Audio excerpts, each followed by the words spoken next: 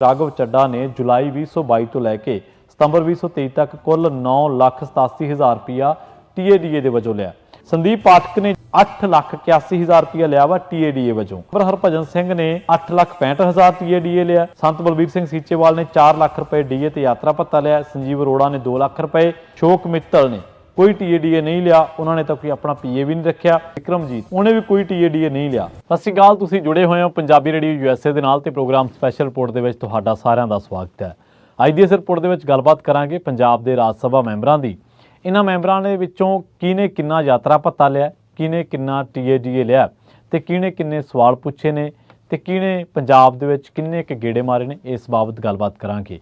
ਗੱਲਬਾਤ ਦੇ ਵਿੱਚ ਅੱਗੇ ਵਧਣ ਤੋਂ ਪਹਿਲਾਂ ਮੈਂ ਪਹਿਲਾਂ ਹੀ ਦੱਸ ਦਿਆਂ ਕਿ ਪਹਿਲੀਆਂ ਪਾਰਟੀਆਂ ਦੇ ਰਾਜ ਸਭਾ ਮੈਂਬਰਾਂ ਦੀ ਜਿਹੜੀ ਕਾਰਗੁਜ਼ਾਰੀ ਹੁੰਦੀ ਸੀ ਉਹ ਵੀ ਤਕਰੀਬਨ ਇੱਥੋਂ ਤੱਕ ਹੀ ਹੁੰਦੀ ਸੀਗੀ ਕਿ ਉੱਥੇ ਜੋ ਪਾਰਟੀ ਲਾਈਨ ਹੁੰਦੀ ਸੀ ਉਹੀ ਟੋਕ ਕੀਤੀ ਜਾਂਦੀ ਸੀ।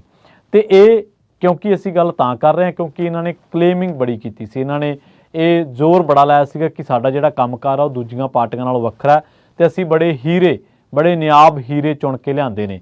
ਆਓ ਦੇਖਦੇ ਹਾਂ ਕਿ ਇਹਨਾਂ ਦੀ ਕਾਰਗੁਜ਼ਾਰੀ ਕਿਹੋ ਜਿਹੀ ਰਹੀ ਹੈ ਤੇ ਕਿੰਨਾ ਯਾਤਰਾ ਭੱਤਾ ਲੈਂਦੇ ਨੇ, ਕਿੰਨਾ ਹਲਕਾ ਭੱਤਾ ਲੈਂਦੇ ਨੇ ਤੇ ਕਿਵੇਂ ਵਿਚਰਦੇ ਨੇ।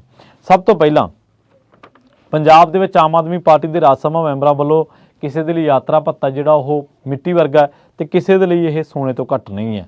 ਰਾਘਵ ਚੱਡਾ ਜਿਹੜੀ ਜਾਣਕਾਰੀ ਮਿਲੀ ਰਾਜ ਸਭਾ ਸਕੱਤਰੇਤ ਤੋਂ, ਉਹਦੇ ਮੁਤਾਬਕ ਰਾਜ ਸਭਾ ਮੈਂਬਰ ਨੇ ਰਾਘਵ ਚੱਡਾ ਨੇ ਜੁਲਾਈ 2022 ਤੋਂ ਲੈ ਕੇ ਸਤੰਬਰ 2023 ਤੱਕ ਕੁੱਲ 9,87,000 ਰੁਪਇਆ TADA ਦੇ ਵਜੋਂ ਲਿਆ।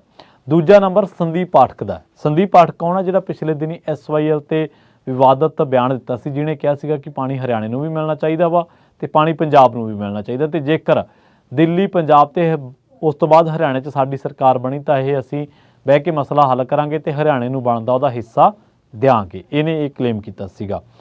ਸੰਦੀਪ ਪਾਠਕ ਨੇ ਜਿਹੜਾ ਲਿਆ ਉਹ 8,81,000 ਰੁਪਇਆ ਲਿਆ ਵਾ TADA ਵਜੋਂ।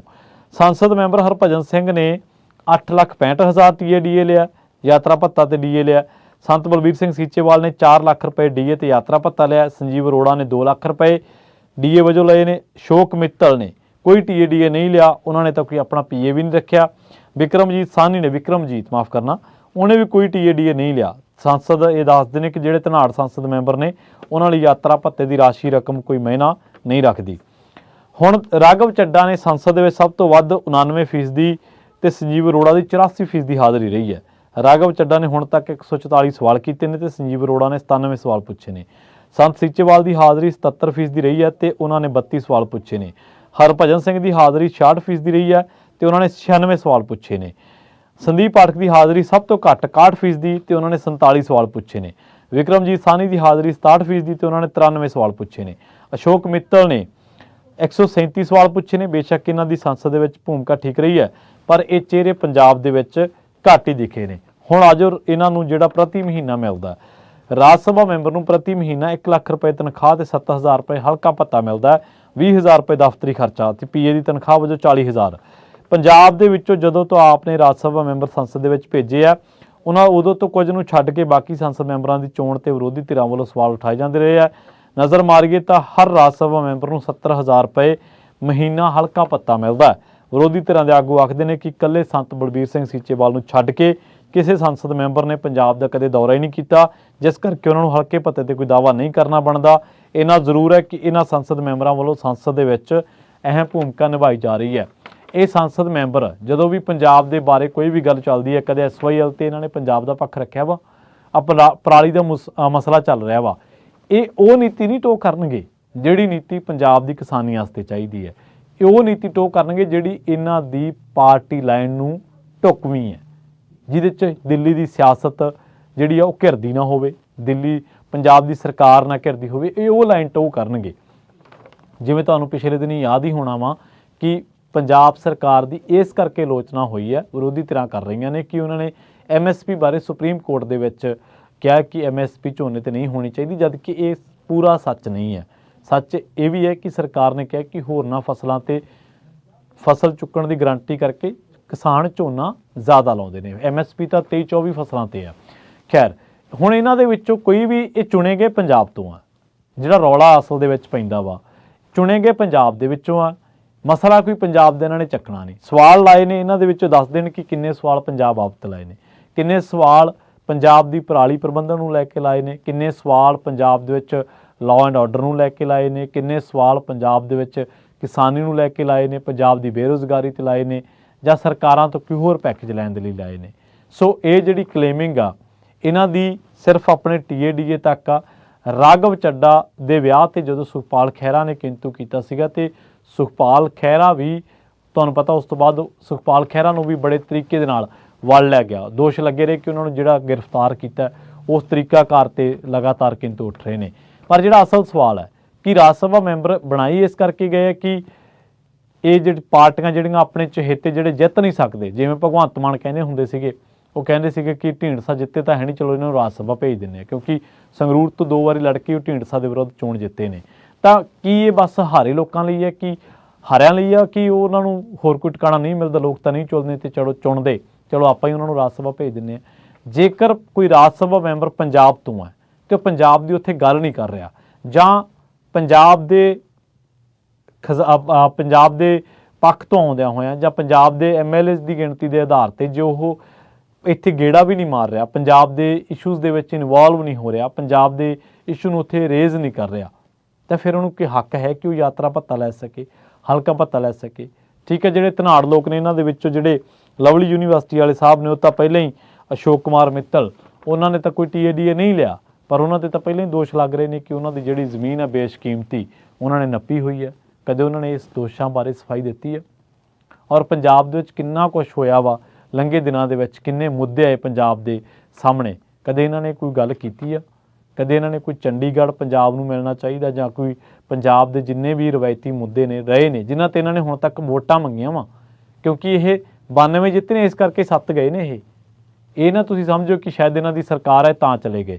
ਔਰ ਕਿੰਨੇ ਨੇ ਪੰਜਾਬੀ, ਸੰਤ ਬਲਬੀਰ ਸਿੰਘ ਸੀਚੇਵਾਲ, ਉਹਨਾਂ ਦੀ ਦੇਖੋ ਉਹਨਾਂ ਦੇ ਮਾਮਲੇ ਦੇ ਵਿੱਚ 23 ਕਿੱਲਿਆਂ ਦਾ ਦੋਸ਼ ਤਾਂ ਉਹਨਾਂ 'ਤੇ ਵੀ ਲਾਉਂਦੇ ਨੇ ਸੁਖਪਾਲ ਖਹਿਰਾ, ਪਰ ਫਲੱਡ ਜਦੋਂ ਆਇਆ ਸੀ, ਬੰਨ ਲਾਉਣ ਦੇ ਵਿੱਚ ਜਾਂ ਪਿੰਡਾਂ ਦੇ ਵਿੱਚ ਕੰਮਕਾਰ ਕਰਨ ਦੇ ਤਰੀਕੇ ਦੇ ਵਿੱਚ, ਜਾਂ ਕਹਿ ਲਈਏ ਕਿ ਉੱਥੇ ਖੜ੍ਹਨ ਦੇ ਮਾਮਲੇ ਦੇ ਵਿੱਚ ਉਹਨਾਂ ਦੇ ਬਾਰੇ ਕਿਹਾ ਜਾਂਦਾ ਕਿ ਉਹ ਲੋਕਾਂ ਦੇ ਨਾਲ ਖੜ੍ਹਦੇ ਨੇ, ਕੰਮਕਾਰ ਕਰਦੇ ਨੇ, ਪਰ ਕੋਈ ਹੋਰ ਤੁਹਾਨੂੰ ਗਰਾਊਂਡ 'ਤੇ ਦਿਸਦਾ ਵਾ? ਇਹ ਸੱਚ ਹੈ ਕਿ ਪਿਛਲੀਆਂ ਸਰਕਾਰਾਂ ਵਾਲੇ ਵੀ, ਪਿਛਲੀਆਂ ਪਾਰਟੀਆਂ ਵਾਲੇ ਵੀ ਇਸ ਤਰ੍ਹਾਂ ਨਦਾਰੇ ਦੀ ਰਹਿੰਦੇ ਸੀਗੇ ਹਲਕਿਆਂ ਦੇ ਵਿੱਚ। ਉਹ ਉਦੋਂ ਹੀ ਆਉਂਦੇ ਸੀ ਜਦੋਂ MLA ਦੀਆਂ ਚੋਣਾਂ ਹੁੰਦੀਆਂ ਸੀ, ਜਾਂ ਜਦੋਂ ਵਿਧਾਨ ਸਭਾ ਦੀਆਂ ਚੋਣਾਂ ਹੁੰਦੀਆਂ ਸੀਗੀਆਂ।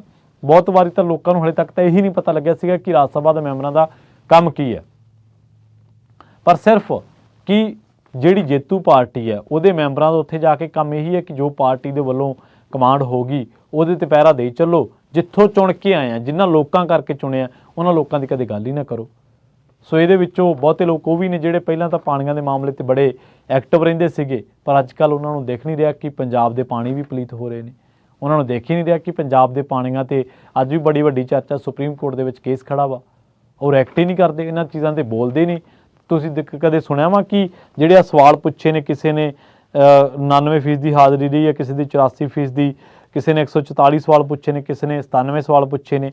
ਰਾਘਵ ਚੱਡਾ ਤਾਂ ਇੱਕ ਮਾਮਲੇ 'ਚ ਐਸੇ ਘਿਰੇ ਨੇ ਕਿ ਉਹਨਾਂ ਨੂੰ ਤਾਂ ਮਾਫੀ ਮੰਗਣੀ ਪੈ ਰਹੀ ਹੈ। ਔਰ ਇਹਨਾਂ ਦੀ ਕਲੇਮਿੰਗ ਬਾਰੇ ਕਿਹਾ ਜਾਂਦਾ ਸੀਗਾ ਕਿ ਇਹਨਾਂ ਨੇ ਕਦੇ ਕਲੇਮ ਕੀਤਾ ਸੀਗਾ ਕਿ ਮੈਂ ਕੁਛ ਕੁ ਪੈਸੇ ਕਮਾਉਣਾ ਵਾ CA ਵਜੋਂ, ਜਾਂ ਜਿਹੜਾ ਇਹਨਾਂ ਦਾ ਕਾਰੋਬਾਰ ਸੀਗਾ, ਪਰ ਹੁਣ ਇਹਨਾਂ ਦੇ ਵਿਆਹ 'ਤੇ ਖਰਚਿਆਂ ਨੂੰ ਲੈ ਕੇ ਵੀ ਵਿਰੋਧੀ ਧਿਰਾਂ ਦੇ ਨਿਸ਼ਾਨੇ 'ਤੇ ਨੇ।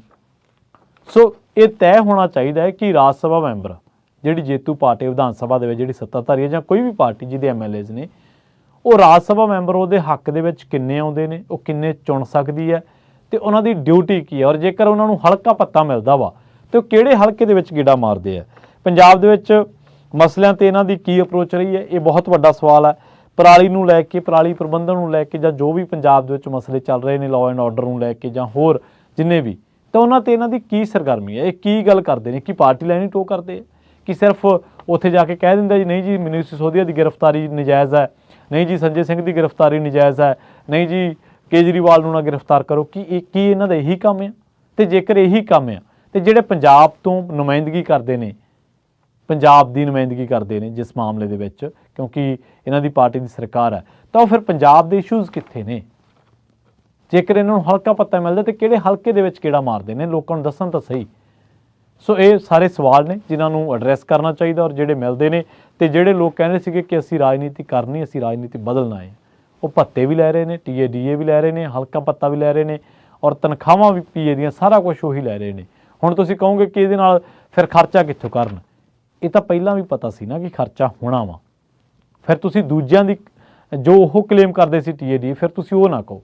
ਔਰ ਇਹ ਵੀ ਦੱਸਣਾ ਜ਼ਰੂਰੀ ਹੈ ਕਿ ਕਿੰਨਾ TADA ਤੁਸੀਂ ਕਿੱਥੇ ਖਰਚ ਕੀਤਾ ਵਾ, ਕਿ ਸਿਰਫ ਇਹ ਕਲੇਮ ਕਰਨ ਨਾਲ ਕਿ ਅਸੀਂ ਜੇ ਇੰਨਾ ਖਰਚਾ ਕਰਤਾ, ਉਸ ਖਰਚੇ ਨੂੰ ਕਿੱਥੇ ਕੀਤਾ, ਉਹਦੇ ਨਾਲ ਕਿੱਥੇ ਦੌਰਾ ਕੀਤਾ, ਉੱਥੋਂ ਦੇ ਲੋਕਾਂ ਦੇ ਨਾਲ ਮਿਲ ਕੇ ਕੀ ਗੱਲ ਕੀਤੀ, ਕੀ ਉਹਨਾਂ ਦੇ ਮਸਲੇ ਸੀਗੇ, ਕੀ ਉਹਨਾਂ ਨੇ ਤੁਹਾਡੇ ਸਾਹਮਣੇ ਰੱਖਿਆ, ਉਹਨਾਂ ਮਸਲਿਆਂ ਨੂੰ ਤੁਸੀਂ ਰਾਜ ਸਭਾ ਦੇ ਵਿੱਚ ਕੀ ਰੱਖਿਆ, ਕੀ ਉਹਦੇ ਤੇ ਗੱਲ ਕੀਤੀ, ਕੀ ਉਹਦੇ ਤੇ ਹੱਲ ਹੋਇਆ, ਕੇਂਦਰ ਸਰਕਾਰ ਨੇ ਕੀ ਭਰੋਸਾ ਦਿੱਤਾ, ਰਾਜ ਸਰਕਾਰ ਤੋਂ ਲੈ ਕੇ ਜਿਹੜਾ ਉਹ ਤੁਹਾਡਾ ਰਾਬਤਾ ਸੀ ਉਹ ਕਿਹੋ ਜਿਹਾ ਸੀਗਾ, ਔਰ ਕੀ ਤੁਹਾਡੀਆਂ ਰਿਕਮੈਂਡੇਸ਼ਨਸ ਦੇ ਉੱਤੇ ਜਿਹੜੀਆਂ ਤੁਸੀਂ ਰਾਜ ਸਰਕਾਰ ਨੂੰ ਵੀ ਭੇਜੀਆਂ, ਉਹ ਸੰਬੰਧਿਤ ਹਲਕੇ ਦੇ ਲੋਕਾਂ ਨੇ ਕੀ ਉਹਨਾਂ ਤੇ ਗੌਰ ਹੋਈ।